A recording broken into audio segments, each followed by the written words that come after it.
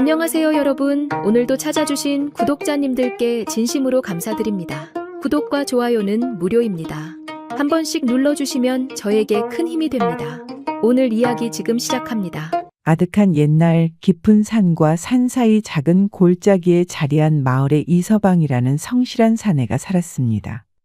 그의 집은 굴피나무로 지붕을 덮은 초라한 오두막이었고 낡은 부엌에서는 연기조차 제대로 나지 않을 때가 많았습니다. 가난은 그의 그림자처럼 늘 따라붙어 아무리 이른 새벽부터 밤늦도록 부지런히 몸을 놀려도 먹고 살기조차 빠듯했습니다. 남의 땅을 붙여 농사를 지었으나 흉년이 들거나 병이라도 나면 그해 농사는 고스란히 빚으로 돌아왔습니다. 아이고, 올해도 또 이 모양이구나. 씨앗값도 못 건지겠네. 그런 이서방에게는 유일한 재산이자 식구들의 정을 듬뿍 받고 자란 누렁소 한 마리가 있었습니다. 소는 이서방에게 단순한 짐승이 아니라 오랜 세월 고락을 함께하며 논밭을 갈고 무거운 짐을 나르는 동안 가족처럼 의지했던 소중한 존재였습니다. 그러나 해가 거듭될수록 가난은 더욱 깊어져 이제는 더 이상 끼니를 이어가기조차 막막한 지경에 이르렀습니다. 결국 당장의 허기를 면하고 식구들의 목숨을 부지하기 위해서는 그 소중한 누렁소라도 내다 파는 수밖에 없다는 서글픈 현실 앞에 마주하게 된 것입니다. 그 소를 팔아야만 한다는 서글픈 현실 앞에서 이서방은 밤마다 이불깃을 적시며 깊은 시름에 잠겼습니다.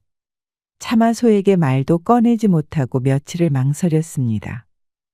마침내 이서방은 결연한 마음으로 누렁소의 목에 쇠줄을 걸었습니다. 소의 커다랗고 순한 눈망울을 마주하자 다시금 목이 메어왔습니다. 그는 차마 떨리는 목소리로 소에게 마지막 말을 건넸습니다. 누렁아, 미안하다. 정말 미안하다. 이른 아침 안개가 짙게 깔린 산길을 따라 터덜터덜 저작거리로 향하는 이서방의 발걸음은 천근만근 무거웠습니다. 길섭의 이름 모를 들꽃들도 그의 슬픔을 아는지 모르는지 고개 숙인 채였습니다. 한참을 걸어 겨우 저작거리에 다다르니 시끌벅적한 사람들의 소리가 귀에 거슬렸습니다. 소를 팔아보려 여기저기 물색했으나 누렁소의 값은 생각보다 훨씬 낮았습니다.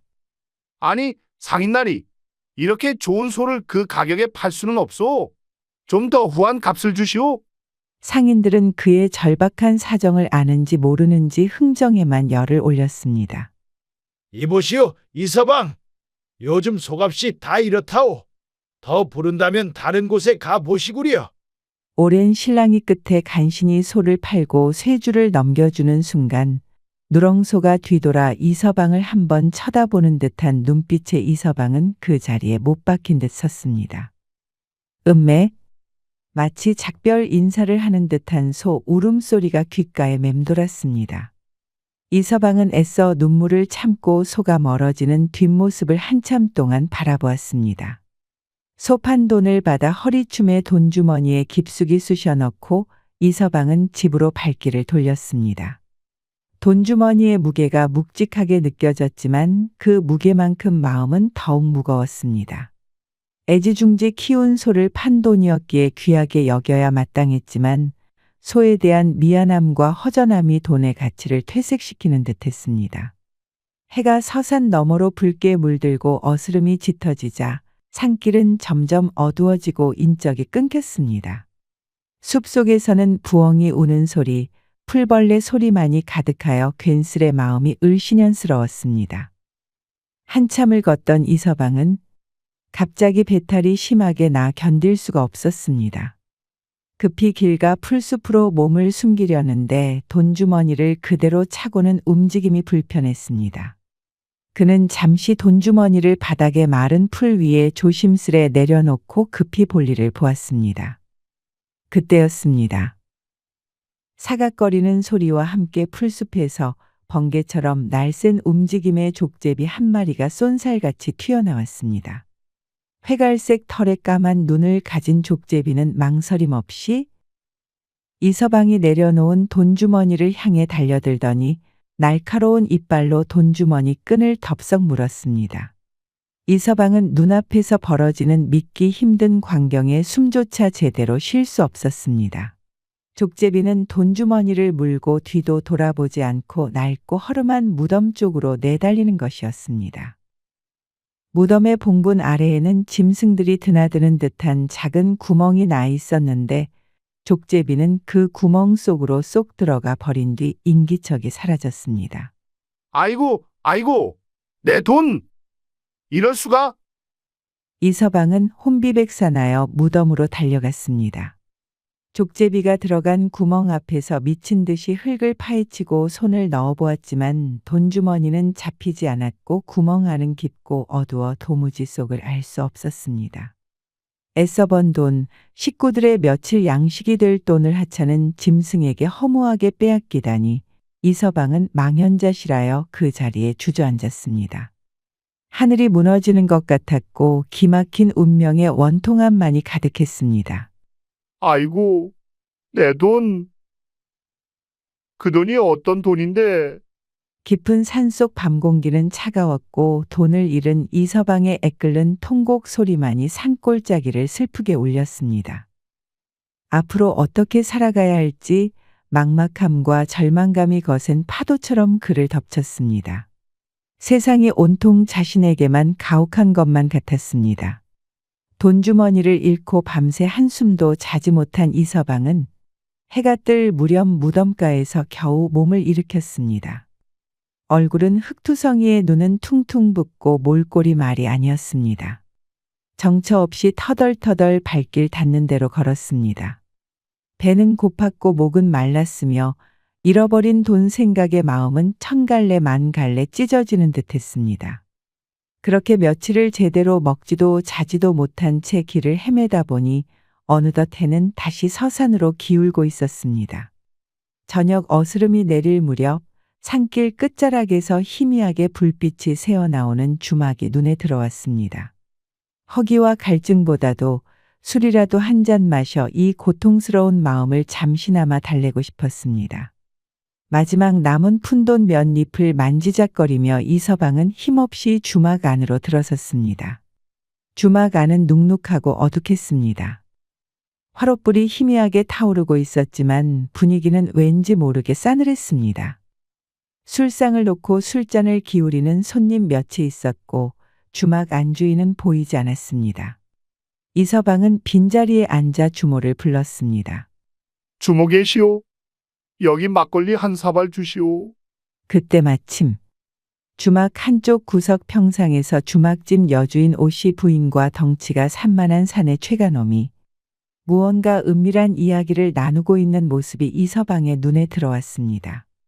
두 사람은 마치 남들이 들을세라 낮은 목소리로 소곤거렸고 서로에게 바짝 붙어 앉아 있었습니다.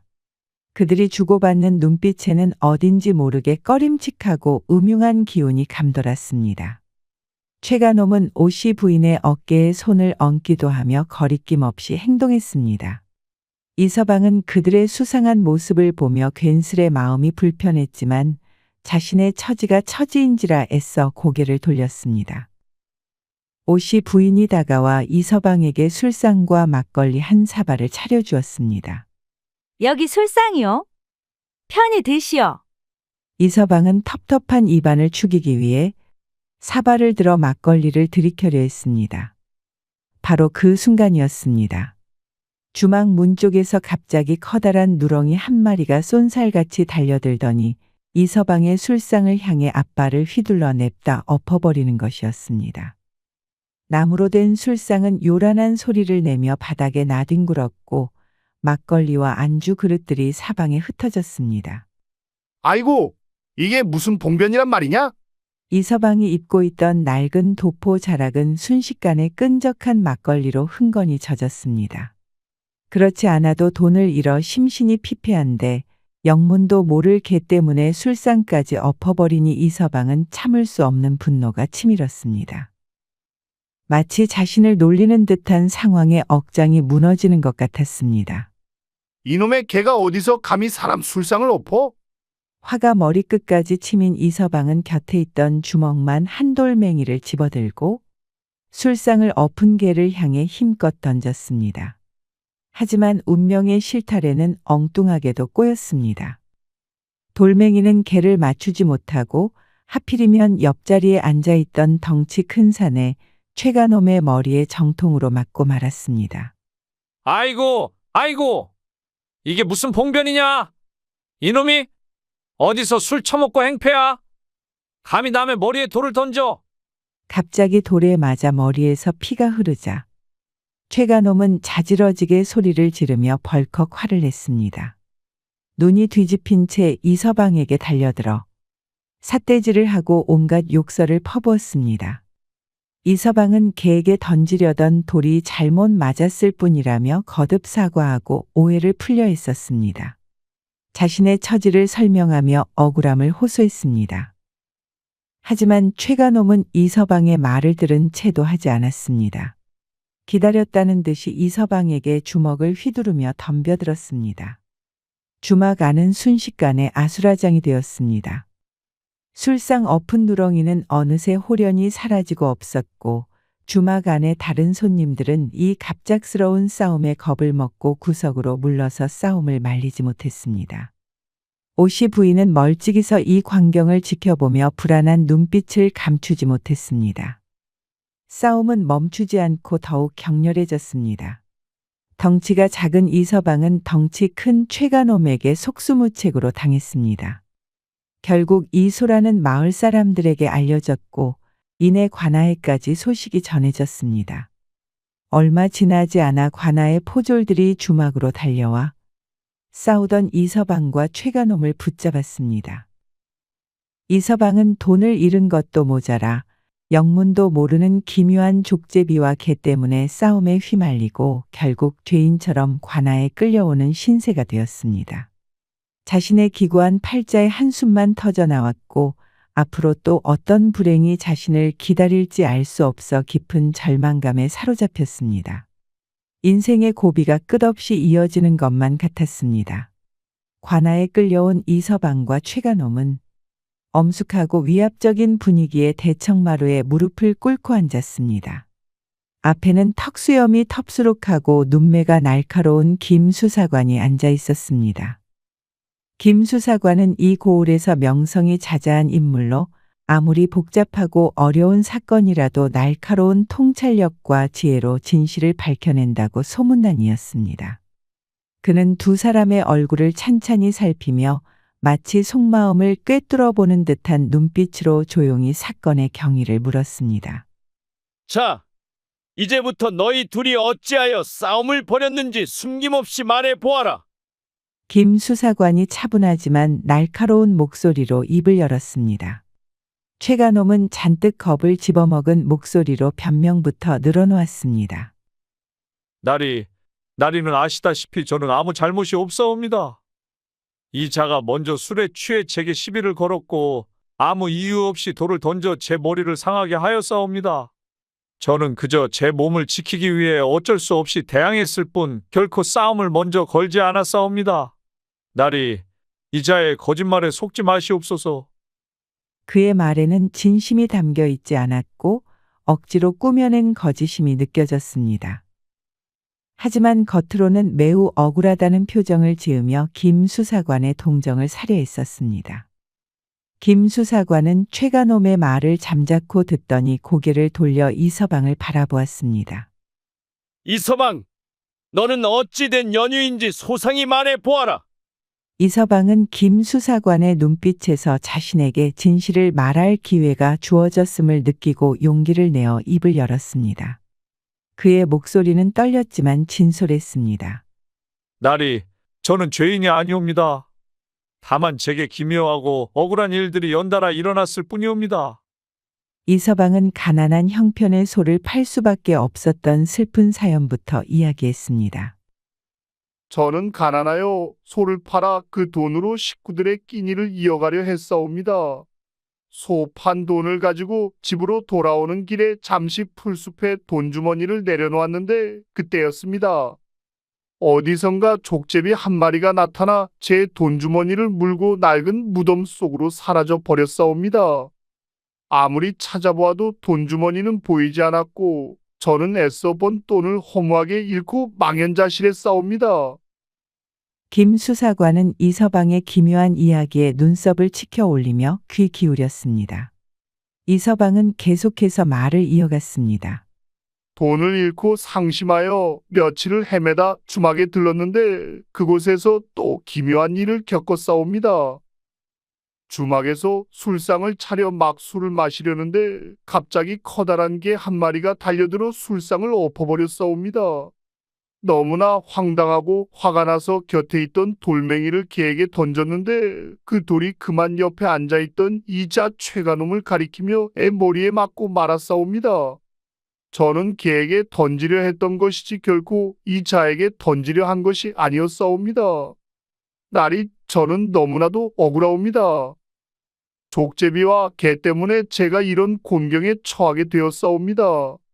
이서방은 자신이 겪은 모든 기이하고 억울한 일들을 상세하고 진솔하게 이야기하며 김 수사관에게 자신의 결백을 주장했습니다.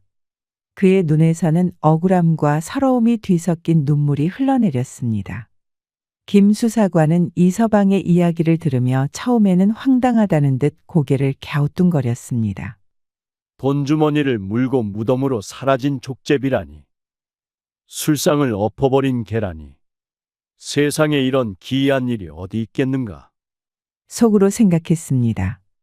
하지만 이서방의 눈빛과 말투에서 거짓을 찾아볼 수 없었고 그의 이야기에 묘한 진실성이 느껴졌습니다. 김 수사관은 특히 족제비가 돈주머니를 물고 무덤 속으로 들어갔다는 부분에 주목했습니다. 단순한 짐승의 행동이라기에는 너무나도 의도적이고 기이하다. 무언가 깊은 사연이 숨겨져 있을지도 모른다.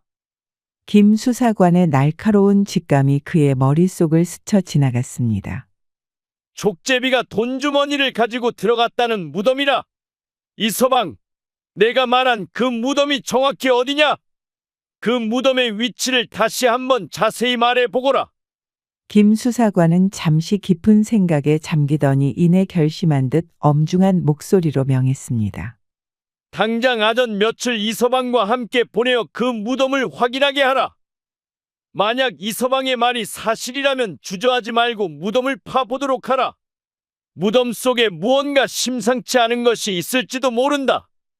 이서방, 내가 말한 그 족제비가 돈주머니를 가지고 들어갔다는 무덤이 정확히 어디냐? 그 무덤의 위치를 다시 한번 자세히 말해 보거라. 김 수사관은 잠시 깊은 생각에 잠기더니 이내 결심한 듯 엄중한 목소리로 명했습니다. 당장 아전 며칠 이서방과 함께 보내어 그 무덤을 확인하게 하고 만약 이서방의 말이 사실이라면 주저하지 말고 무덤을 파보거라. 무덤 속에 무언가 심상치 않은 것이 있을지도 모른다. 김 수사관의 명이 떨어지자 관아의 아전 며칠 이서방을 앞세우고 급히 문제의 무덤으로 향했습니다. 이서방이 가리킨 곳은 마을에서 조금 떨어진 야트막한 야산 중턱에 자리한 낡고 허름한 무덤이었습니다. 봉부는 오랜 세월 비바람에 허물어져 있었고 주변에는 잡초만이 무성했습니다. 아전들은 조심스럽게 무덤의 봉분을 파헤치기 시작했습니다. 삽으로 흙을 파낼 때마다 이서방의 심장은 두근거렸습니다. 혹시라도 자신의 말이 거짓으로 드러날까봐 두려웠고 동시에 잃어버린 돈주머니를 되찾을 수 있을지도 모른다는 희망이 교차했습니다. 얼마 지나지 않아 흙 속에서 번쩍이는 무언가가 삽에 걸렸습니다.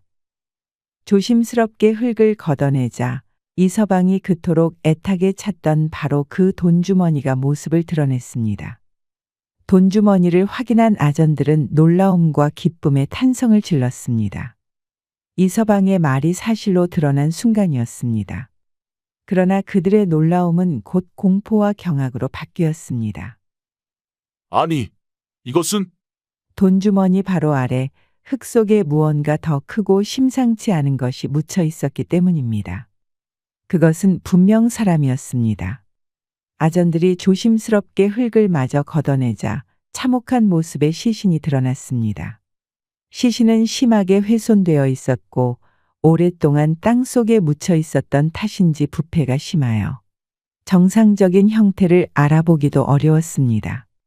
그 모습이 얼마나 끔찍하고 참혹했던지 용감하다는 아전들도 얼굴이 새파랗게 질려 뒷걸음질 쳤습니다.